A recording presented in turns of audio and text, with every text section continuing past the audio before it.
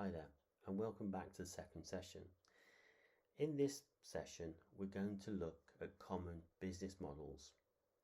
Now, the reason this is important is because if you use a certain business model, it may reduce the capital, it may reduce the resources or the labour that you require to get that business started, and more importantly, to grow that business and scale it.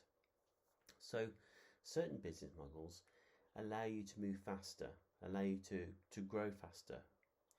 And of course, what I want you to do here is evaluate the business models that we present and then look at those and understand how you could apply certain one of those to your business idea.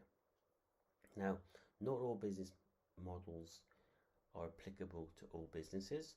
So that evaluation is really important before we start moving forward with the business idea.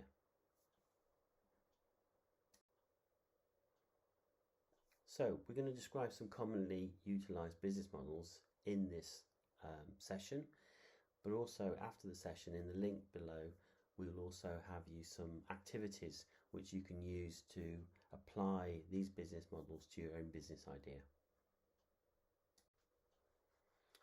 So the first question is, what is a business model? Now, in simple terms, it's a description of the business. It's almost a sentence that you could put together to describe the business. So that could be, who is the customer? What does the customer value? How do we make money in this business? What are the underlying economic logic that explains how we can deliver value to the customer at an appropriate cost? So value is really important, because if we can deliver value to the customer, then they will deliver us revenue back. So a business model is really, in one level, a really simple version of the business. So if somebody turns around to you and says, what does your business do? It's almost that sentence that you come back with. On another level, it's a simplistic version of the business. So, it's a model, it's a simplified version of reality. So, and by understanding that model, it's very easy to communicate it to others, and it's very easy then to get buy-in from stakeholders. And those stakeholders could be your customers, more important, could be your employees, very important. It could be those that are going to finance your business. So having this model allows you to communicate it to others, but also allows you at this stage to evaluate which is the best model to move forward with based on your current situation. We're going to cover 4 different types of business model. The first is transactional. This is where you swap a service or a product for money. Multi-sided.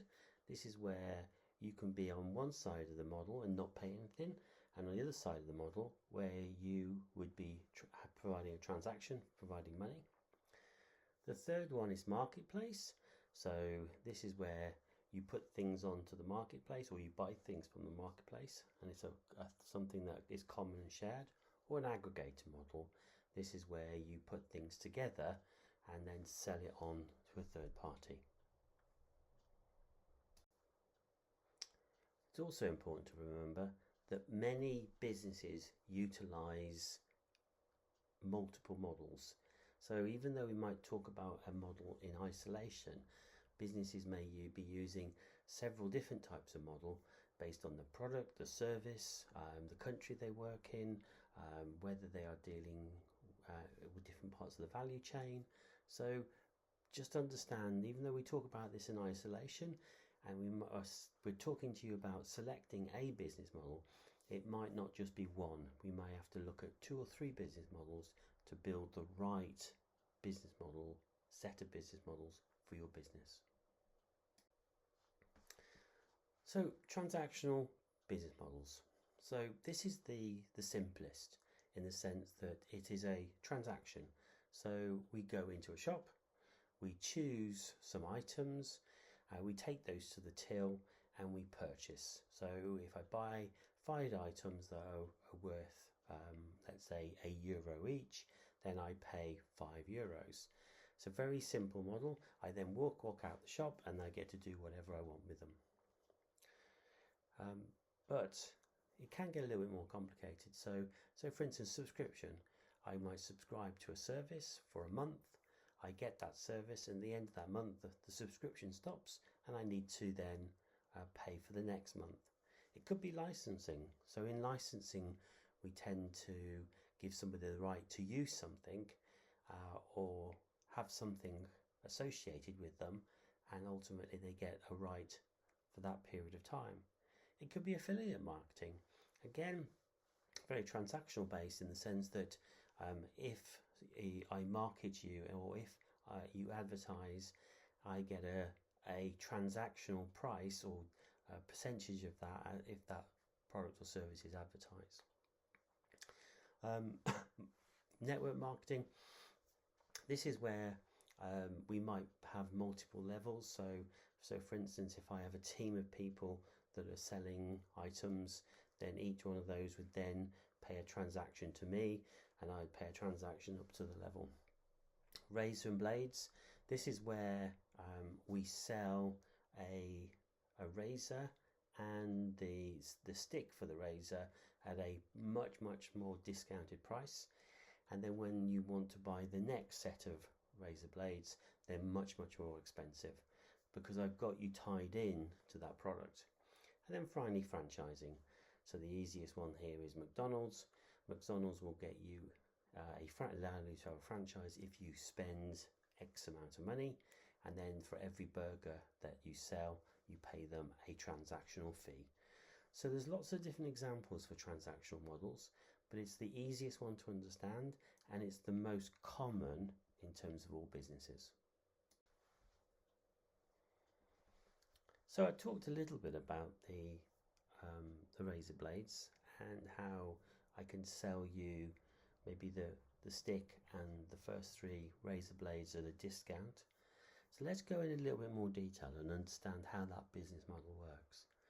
So the company, which is on the left hand side there, which is the red circle, they then provide the razor blades, 3 razor blades let's say, and the stick, and they provide it on either as a free, so you might be walking around the town centre and you might see somebody who hands out 3 razor blades and a stick, or you might go into the supermarket and there will be a discount, so get this for €1, $1, or £1. And so the person on the right hand side starts to use the product. They evaluate the product, they see whether this product is something they want to use. So then the company would then offer them a refill. Now they could do 2 things with this. They could offer the refill at the full price, so taking them from being very cheap to the full price, or they could offer them a discount for a month. So many businesses will offer the first item for free. They'll offer the next one, let's say a month's worth of items, for a discount, and then when they get to the second and the third month, that customer is paying the full price. And this gives the customer an opportunity to understand the product and understand the benefits, but secondly, it does tie them in because it's a cheaper way of them getting engaged with the products. So it's much more of a sort of a linear process rather than a quantum step to start using the product. So let's review some of the businesses that use the transactional business model. On the top left there, you'll see retail. Retail's the obvious one. You go into a retail shop and you buy something and there's a transaction.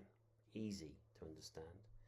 E-commerce, Amazon, things like Amazon Prime or the Alibaba, or buying a book on Amazon. These are all transactional. Subscription, again, Netflix, the Dollar Save Club also is a company that does a subscription model for shaving products. Red Bull, they'll license their Red Bull logo to different items, and you can buy a Red Bull sweatshirt or a Red Bull cup. If we look at affiliate marketing and advertising, things like Amazon Associates allows you to market other products and services that people provide. So if you go on a lot of YouTube channels, you'll see them telling you to go to their affiliate website where you can buy a product. Gillette is the obvious one for razors and blades. Multi-level marketing, a lot of the skincare products that you may see being advertised or shown, certainly the Avon, when people come to your house and show you the products, that's a multi-level marketing. Franchising, McDonald's is the obvious one there.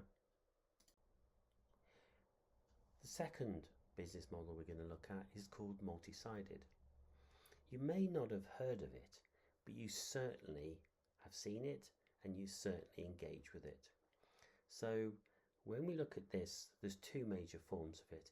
One is free to use and one is what we call freemium. So that's going from free to premium.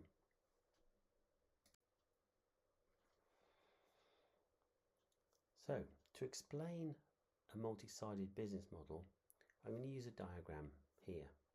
At the top, I've got a company, and at the bottom, I've got a user on the left-hand side. And it's not a customer, it's a user. So they're not paying for anything. And the right-hand side there, I've got a partner. Right. So if I use the example of Google, Google is the company. On the left-hand side, you are a user of Google, and the right-hand side, well, let's say the partner is an advertiser, or they are somebody that wants to use some data. So the easiest one is an advertiser. So let's say it's a BMW, or let's say it's Mercedes, or let's say it's a car company. Okay. So the user wants to search for some data. Okay.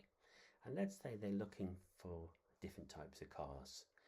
And what will happen is I will go to that company, i.e. Google, I will put in my search terms, and that data will then be provided to the partner. And traditionally, sometimes, especially with search, it says anonymized a little bit, but ultimately that partner will know how many people in a certain area are searching for their car products. It might even drill down to a little bit more than that. It might be you may actually be advertising a product or service, and that person may be giving you details, sort of affiliate market service. So Google's a very easy one to do this, and also Facebook. All the way you use Facebook, that data is shared with different partners based on the advertising. So the two-sided business model, certainly in the big IT systems, is very, very common, and it's a way of scaling. The other type is what I would call freemium. Now, freemium is interesting because we start off with free, but we have a premium version. And I would say that the premium version is actually a middle and a far end. So think of it as a spectrum, a wide group of different options. Now, as a company, you are going to offer a series of these products. So let's say it's between free and $100.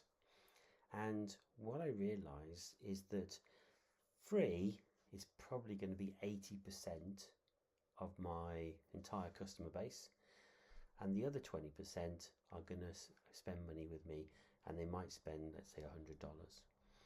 So what happens with this is that I design a product or service that has a whole series of features, and I give the premium customers all the features, but I block off those features for those that don't pay. So what I'm trying to do is create a service that what we would call is sticky.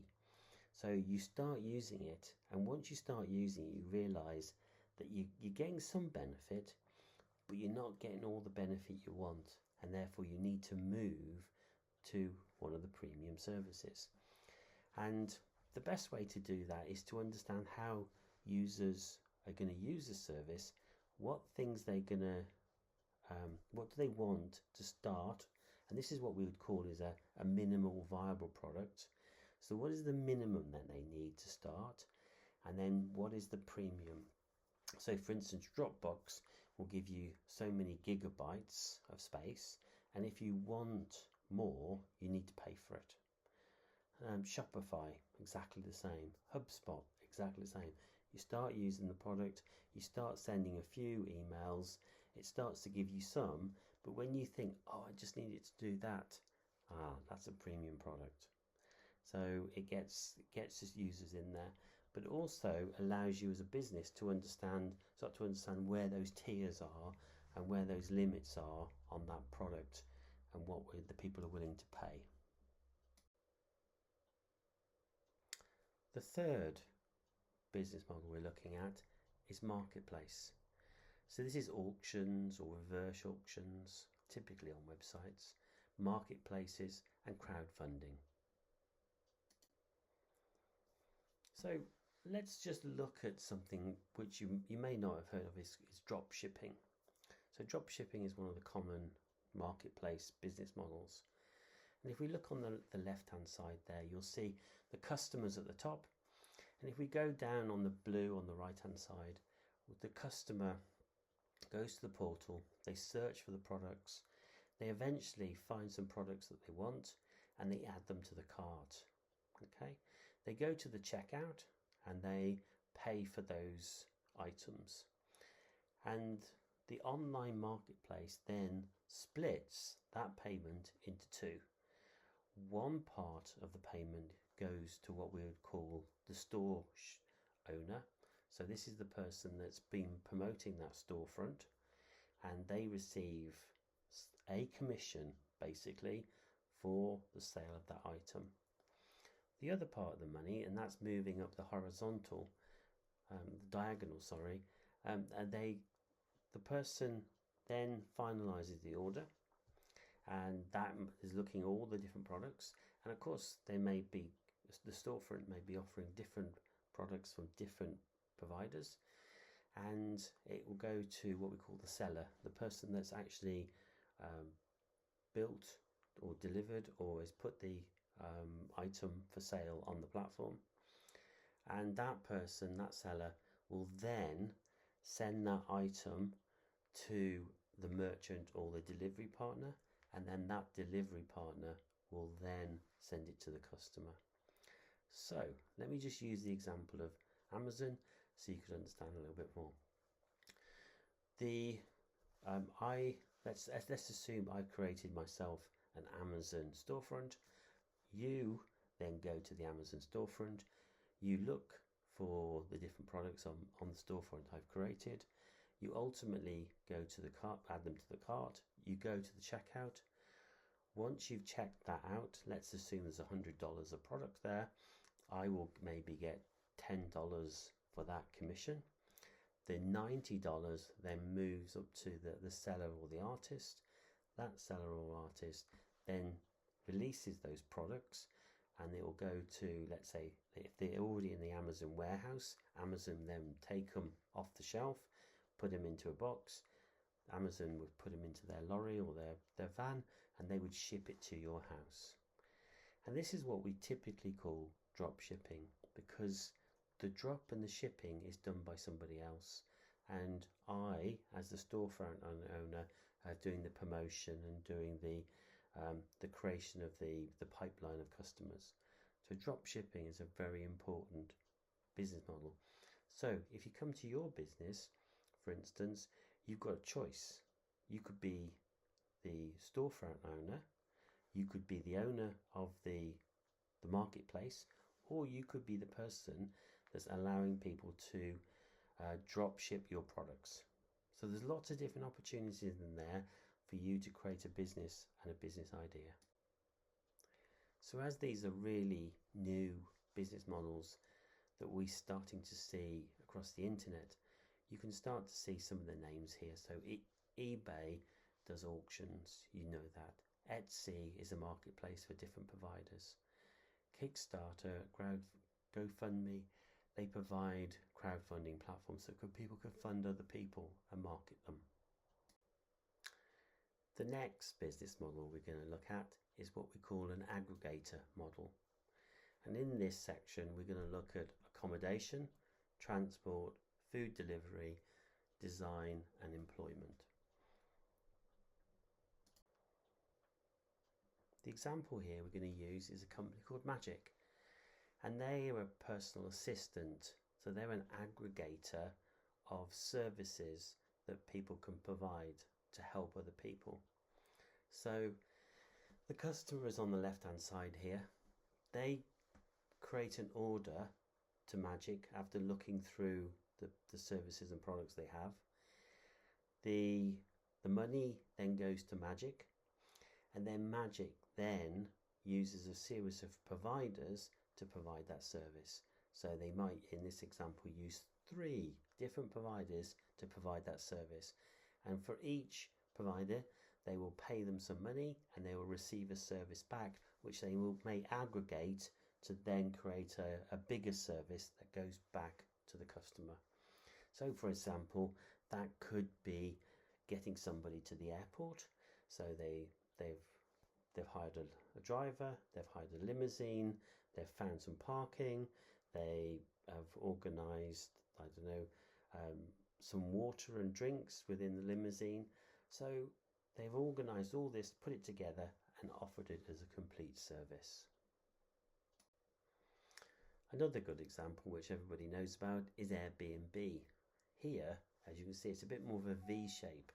So here we have a visitor on the right hand side, top right. We have a host on the top left, and we have Airbnb, which is in the middle at the bottom. So the visitor, first of all, looks at the marketplace, makes some requests, and then parts with some money. Okay, maybe not all the money for the product, but certainly a portion of that money. Airbnb then sends some of the money to the host. They will then receive the notification that host has accepted it, and ultimately the host will then give the room to the visitor, and the visitor will actually physically go to that place. The visitor, once they've been to that place, will then provide some feedback, which is the dotted line. And what Airbnb is doing ultimately is providing market access and connections between these 2 groups of people. Of course, Airbnb is not the only company to do this. So Uber is a good example with taxis, and Fiverr, which is an interesting one. So Fiverr has a very large number of people who are willing to do all sorts of tasks for you, from graphics to videos to all sorts of things, and therefore it's that marketplace that they're putting together. So we've looked at a series of business models, and we've focused on both the traditional and some of the newer business models. And these business models now need to be thought about. How can you apply each one of these business models to your own business idea? Which ones would work where you are now? Which ones would work in the future? So I want you to go away now and think about those business models. Don't discount any, but try and evaluate what are the pros and cons for each one of those for your own business.